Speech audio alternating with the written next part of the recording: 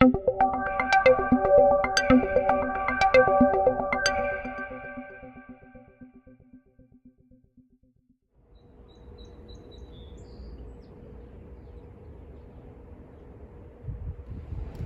sport. A very poor sport, clearly. Poor sport, poor sport. All these collectible shows. I always love that. Dusty'd have a fit over those. Your own candy camera. Oh, you gotta walk behind me? She's being silly.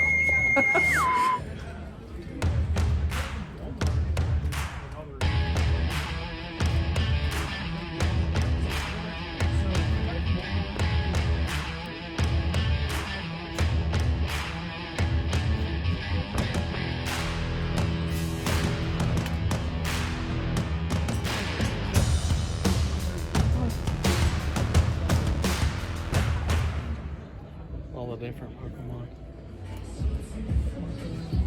Chainsaw man. That's just disturbing.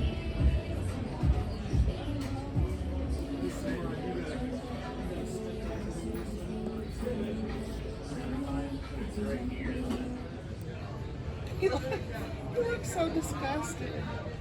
Oh, that's when he got in that gooey stuff.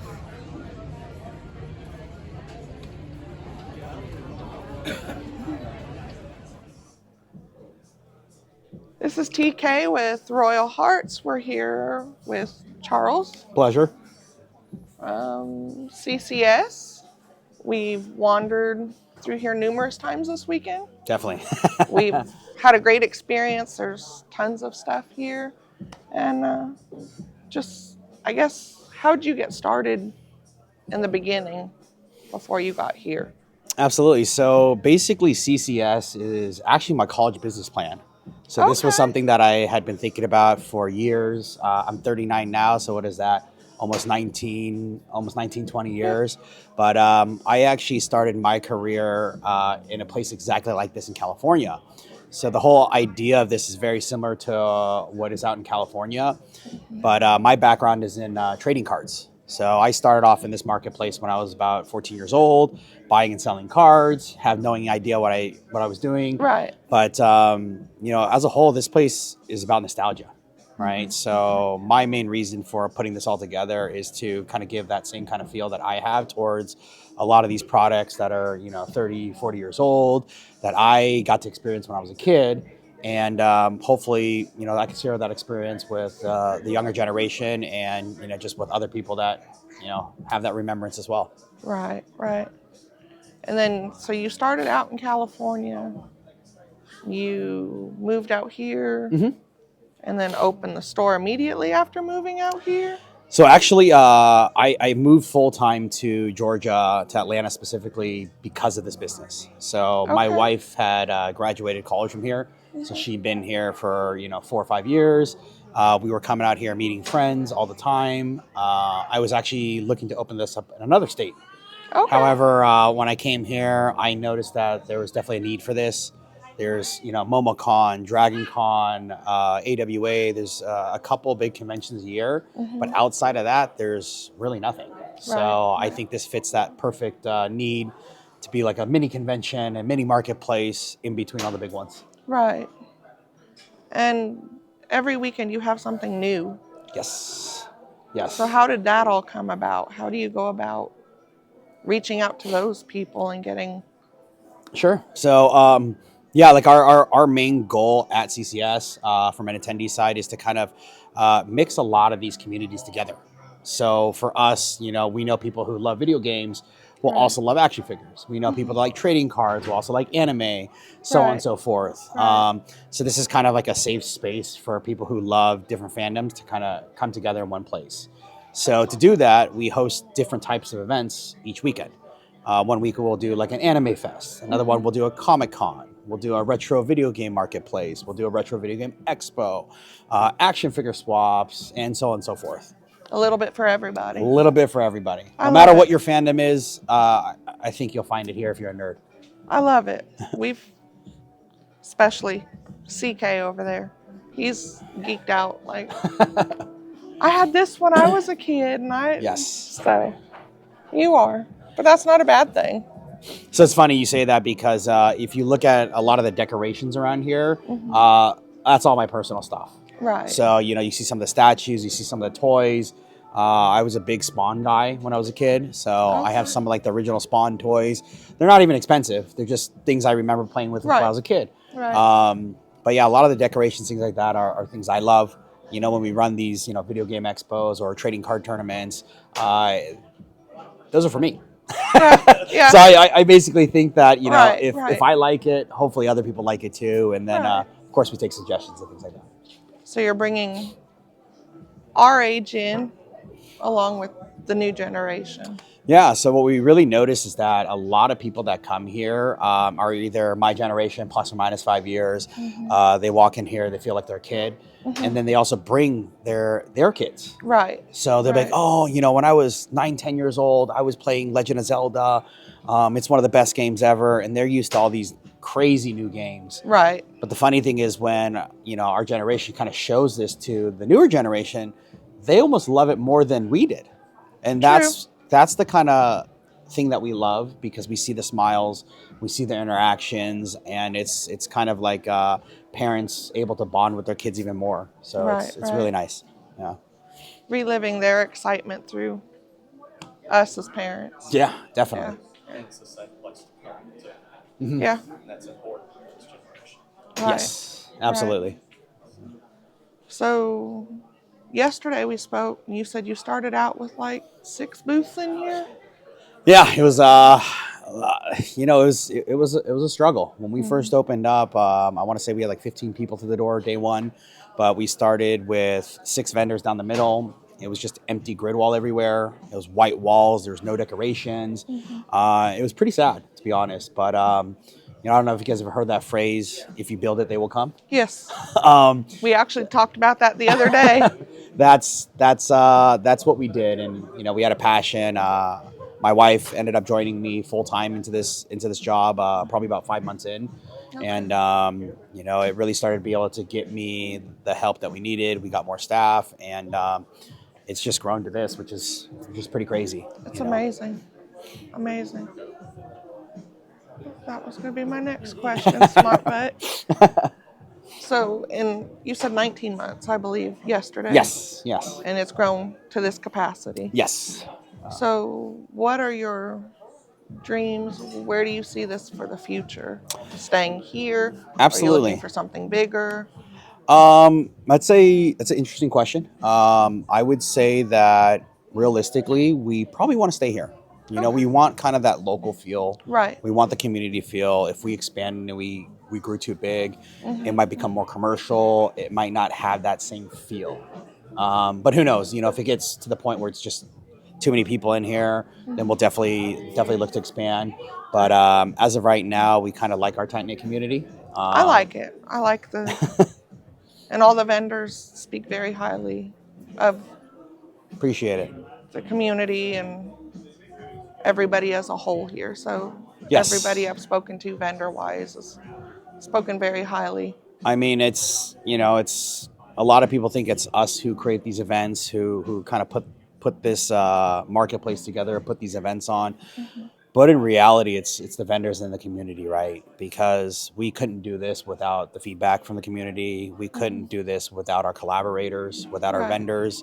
As you could probably tell, vendors are very important to us. We like to make sure that we provide them a platform to grow. Right. It's something where we kind of handpick a lot of the vendors and make sure that they do our attendees well. Right. If they don't do attendees well, then we're looking for the next person who's going to come in and take care of them. Understandable. So.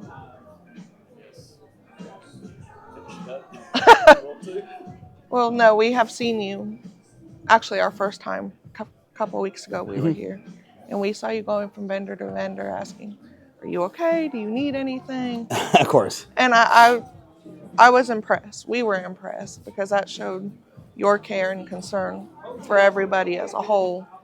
And so Well, it's funny, right? There's a lot of different types of marketplaces like this or conventions. You know, most of the vendors never get talked to. They just kind of take their money and they, hey, do what you want. For us, this is a partnership, right? Right. It's a partnership with our vendors. It's a community building for our attendees. This doesn't grow, and this doesn't become what we imagine it to become unless we all work together. Right. It's not a one-sided thing. We don't charge entry. We don't charge parking, which is a big Right. thing. Why? Because we want to make sure that our vendors make more money.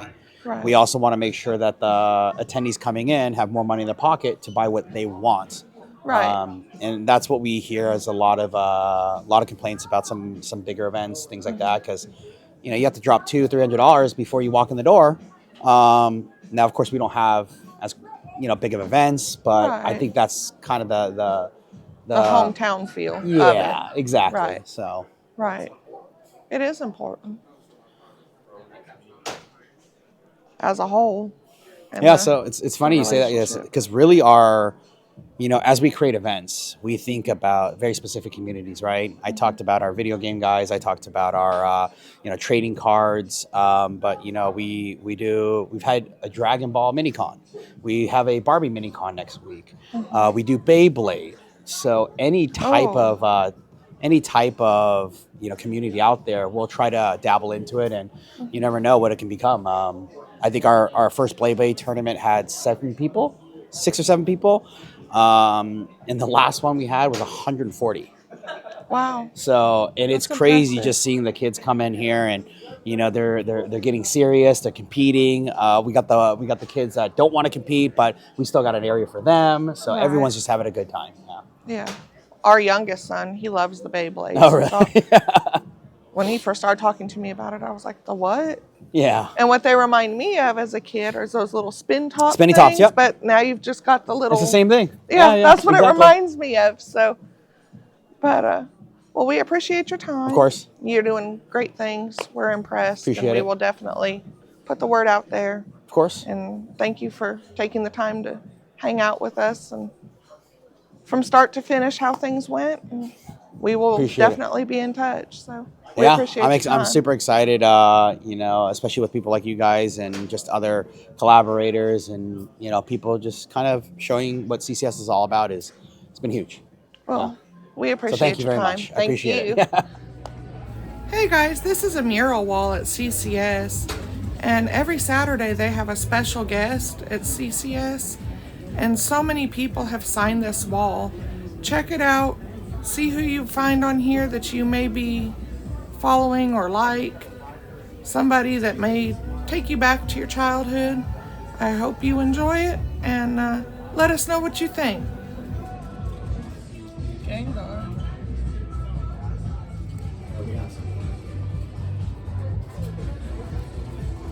Well, the reason I'm taking footage of this is to show that, these people.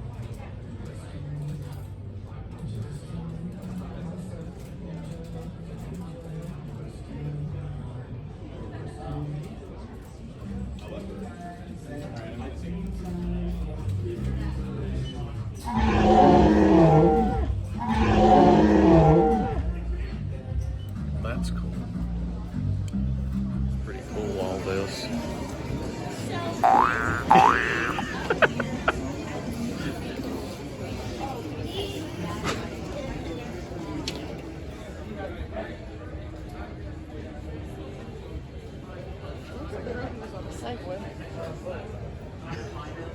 Maybe he is. Maybe he's,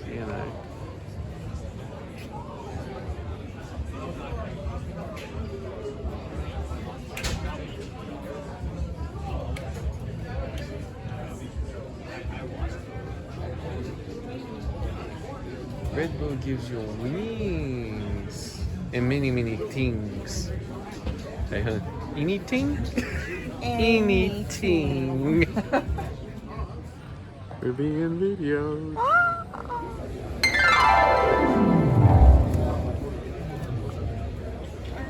Hey.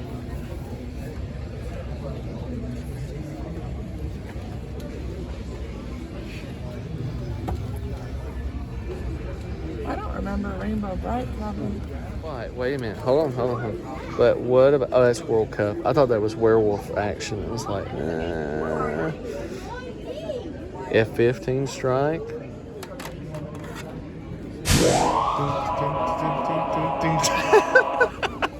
You mean the game that, like, we had the worst luck with? Yeah. Like, really sucked every time that we tried to do anything with involving Strider. And I mean Firehawk? anything. I don't think we've ever played that one or had that one at all. Here's 1942. Alpha Mission. Elevator Action. Rolling Thunder. We got elevator action. Fox's Peter Pan and the Pirates. Mario looks a little blocky, don't he? Bring out the red carpet, right? I've never played that one.